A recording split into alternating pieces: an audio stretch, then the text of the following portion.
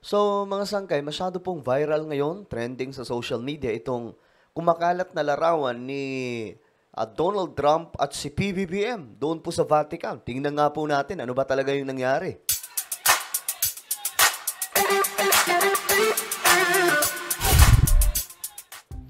So, hello, what's up guys? This is me. I'm back for another vlog today. Kamusta po mga kababayan? Okay lamang po ba tayo dyan? Yun nga po, mga sangkay, kumakalat ngayon sa social media.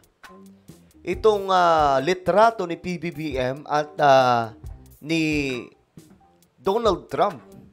Sila po talaga ngayon parang iba yung naka-highlight no? Yung naka-highlight si Donald Trump, samantalang hindi naman yun ang kanilang pinunta. Ngayon mga sanggay, kalat na kalat po yan sa social media. Pag-usapan po natin. Okay? Anyway, before we start guys, paki-subscribe po muna yung ating YouTube channel. Ayan. Tayo po ay 1.49 million subscribers na. At ilang tulong na lang, 1.5 million subscribers na po tayo. Pambihira. Parami po tayo ng parami. So kung gusto mong mapabilang sa dumaraming mga solid sangkay dito sa YouTube, ang gawin nyo lamang po ngayon, i-click nyo po yung subscribe na makikita sa baba ng video na to. I-click ang bell at i-click nyo po yung all. Sa mga nanonood po sa Facebook, i-follow nyo po yung ating Facebook page. Alright? So shoutout po pala sa lahat ng mga solid sangkay na nanonood ngayon. Comment down below, hashtag solid sangkay kasama po ang inyong mga lugar. Okay.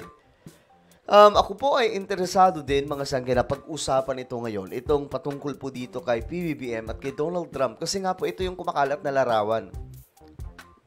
So ang dami pong nagpo-post nito. Sabi nila, nilapitan daw si PBBM ni Donald Trump.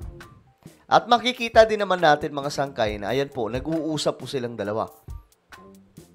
Okay? So, ngayon, sabi ni dito, eto, mga nagko-comment dito mga sangkay, yung ikaw ang American President pero ikaw ang lumapit sa isang weak leader ng Pilipinas. Ang bihira. Ano yan? Sarcastic po yan. Kita nyo, swerte mo pag napansin ka ng kilalang leader ng Amerika sa dami ng tao. Talaga naman, iba ang sikat at pinili ng Diyos na mga leader. So ngayon mga sangkay, makikita po natin si PBBM at si First Lady Liza Marcos mga sangkay na napakasimple lamang, no? Nung sila ay nag-attend ng funeral, doon din daw po sila talaga kinasal. Kung kaya parang ang dating, napaka-espesyal sa kanila ng lugar na ito. So tingnan po natin.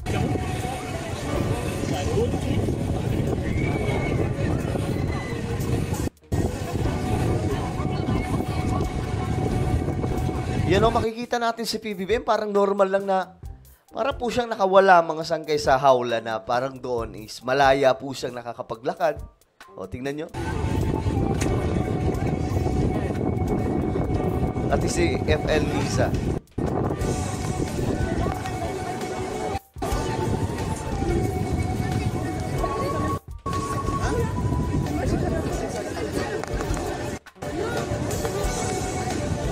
Kita nyo mga sangkay yung mga bodyguard ni BBM, nakapaligid lang.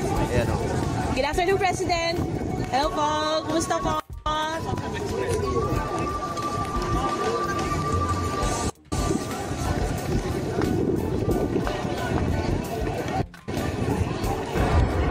Kaninang umaga dumating sina Pangulong Bongbong Marcos at First Lady Liza Araneta Marcos sa Roma para magbigay pugay.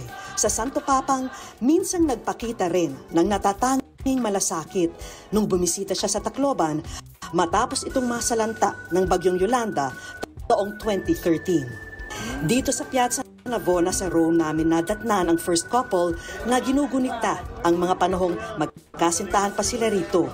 So ayan po, dyan po ata sila mga sangkay, may special moment sa lugar na yan. Sa bansang Italia silang ikinasal taong 1993. Naluha rin si First Lady Liza Marcos nung inalala niya ang kabaitan ng Santo Papa na minsan na rin niyang nakilala. What I met him is humble and kind, and I feel like you're blessed with it. Bagamat matipid ang kanilang mga salita, puno ng paghanga ang mag-asawa sa kabutihan at sinseridad ni Pope Francis at lubos na pasasalamat lang. Ayan po, may picture pa po sila ni PBBM at that time. Ang alay nila sa Santo Papa. Ito na mga sangkay, ito yung video naman na kung saan ito yung world leaders, Mga leader po ito sa buong mundo. Itong mga nandito. At si PBBM, mga sangkay, ay nandun po siya sa second row. Ayan po. Ito si BBM. Ito naman si Donald Trump. Ayan, ito yung dalawa, mga sangkay. O, nagkamay po yung dalawa. Nilapitan ni US President Donald Trump si PBBM para kamayan. Konting kwentuhan. So, totoo nga po yung kumakalat na larawan. Ito po yun, mga sangkay. Ayan. Ito yun. Tapos, nilapitan po ni Donald Trump si PBBM, then kinamayan, mga sangkay, at konting kwentuhan. Yung parang ano lang, yung parang chill lang na kwentuhan habang naghihintay, mga sangkay, na mag-start siguro yung funeral, last or final funeral service para po kay Pope Francis. So, ito yan, mga sangkay.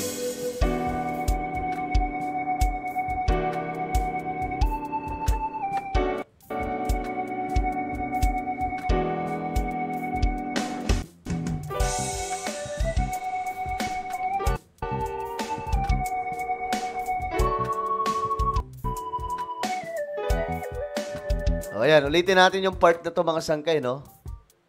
Ito yung eksena ng viral video. Viral na picture. O, ayan. Panoorin, US President Trump nilapitan si PBBM at ipinakilala. Tingnan po natin ang eksena na to, ulit, mga sangkay.